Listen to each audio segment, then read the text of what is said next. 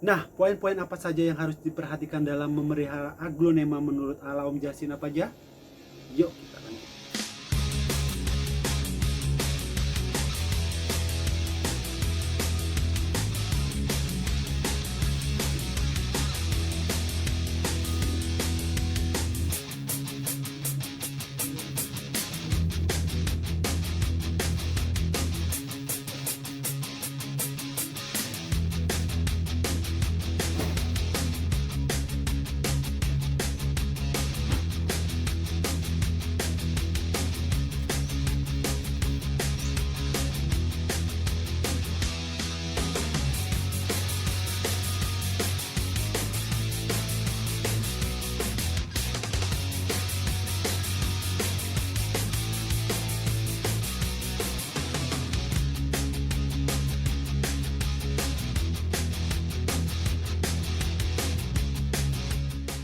Halo, assalamualaikum warahmatullahi wabarakatuh. Jumpa lagi bersama saya Om Justin Bubur. Nah, di sini kita jumpa di YouTube nih. Soalnya banyak yang request sama saya, Om bikin YouTube dong biar gampang ditonton, biar enak ditontonnya. Soalnya kalau di sebelah itu agak ribet. Oke, Bismillah saya upload nanti video pertama saya ini dan saya akan kasih judul tips-tips perawatan aglonema.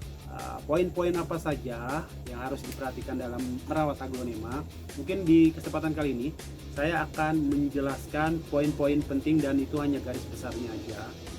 Untuk detailnya nanti mungkin di next video saya akan jabarkan satu persatu mengenai poin-poin tersebut. Nah, sebelum lanjut ke poin-poin apakah yang penting dalam perawatan aglonema menurut ala Om Justin, boleh untuk kalian yang mau subscribe untuk mendukung channel baru saya ini, boleh di subscribe, di like, di share, boleh biar yang lain pada semangat beraglonema. Poin pertama yang harus diperhatikan dalam memelihara aglonema menurut saya itu pertama media, dimana media itu adalah faktor utama terpenting dalam mendukung tumbuh kembang aglonema. Tempat di mana dia menghisap sari-sari zat unsur hara yang dibutuhkan dalam pertumbuhannya. Nah, media yang baik seperti apa, yang cocok seperti apa untuk aglonema menurut saya adalah yang pertama media itu harus poros. Media poros seperti apa sih Om? Media poros menurut saya itu adalah media yang tidak terlalu lama menahan air. Contoh media yang tidak poros adalah tanah. Kalau kita pakai media tanah, ketika kita siram, itu akan lama sekali untuk air jatuh atau menetes di bawah pot.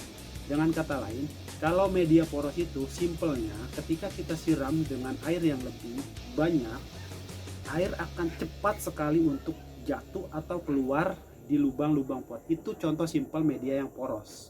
Mudah-mudahan dapat dimengerti. Nah, media poros aja tidak cukup.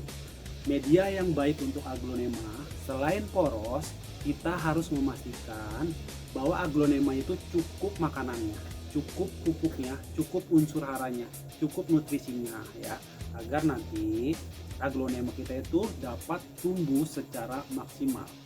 Tambahan mengenai media, kita harus rutin mengganti nggak sih Om?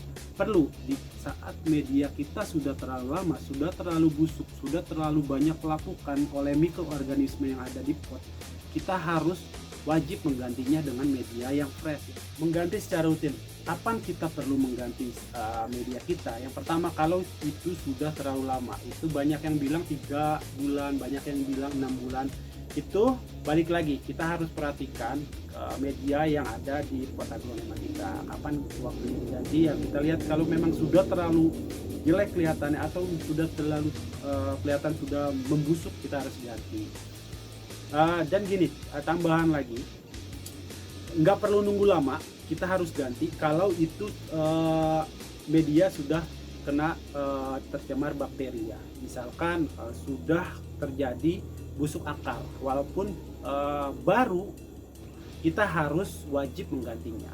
Jadi misal 1 bulan aglonema kita terserang bakteri, akarnya lonyot, kita harus wajib menggantinya dan harus media baru. Media yang lama itu jangan dipakai lagi. Sekalipun kita mau menggunakan media lama, kita harus memprosesnya terlebih dahulu.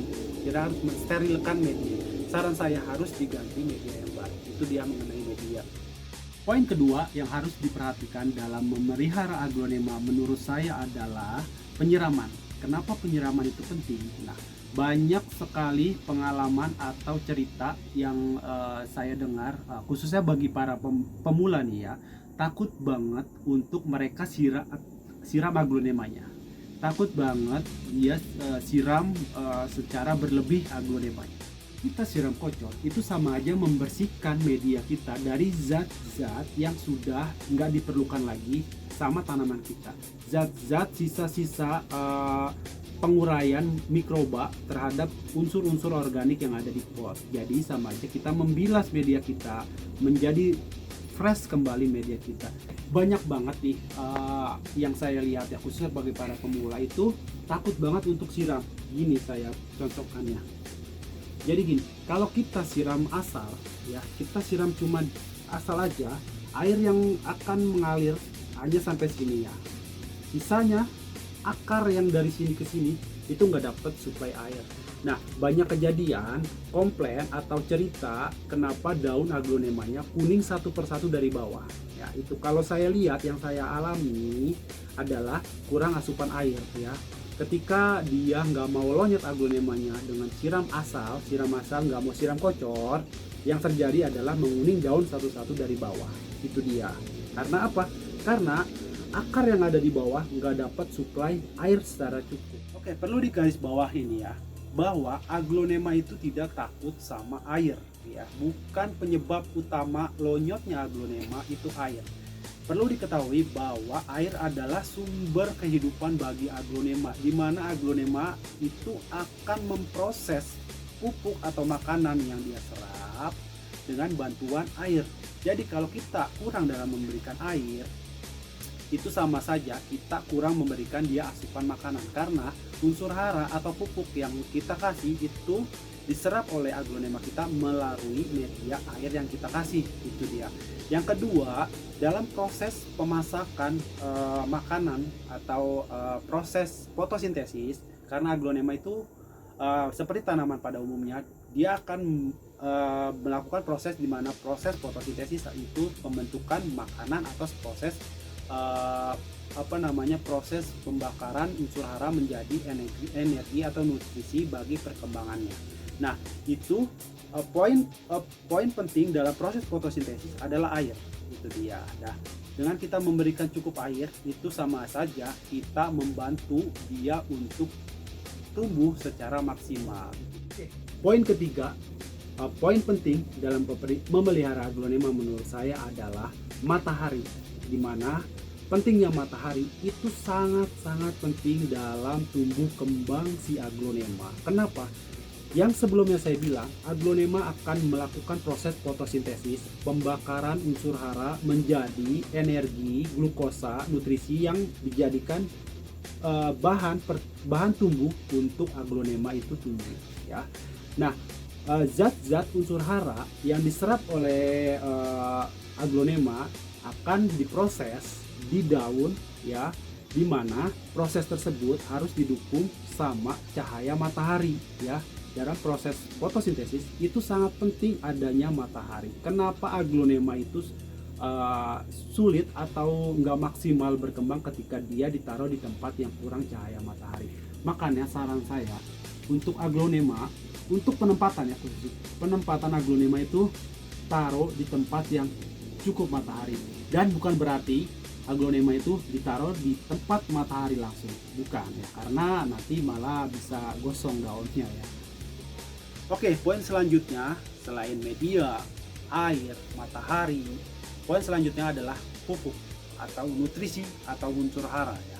Kita yang tadi sebelumnya saya bilang, kita harus memastikan kebutuhan makanan, kebutuhan nutrisi yang kita berikan pada aglonema. Kita harus memberikan pupuk, kita harus memberikan vitamin, itu sangat penting ya, karena mereka akan sangat memerlukan pupuk atau nutrisi atau vitamin ya dalam tumbuh kembangnya. Oke guys, mungkin itu aja ya singkat garis besar yang harus diperhatikan dalam memelihara aglonema. Mungkin hanya garis besar dan singkat aja. Untuk nanti detailsnya per poin saya akan jabarkan di next video ya. Oke, itu aja tips merawat aglonema menurut saya. Nanti kita ketemu di next video selanjutnya. Saya ucapkan terima kasih. Assalamualaikum warahmatullahi wabarakatuh. Salam aglonema. Bye.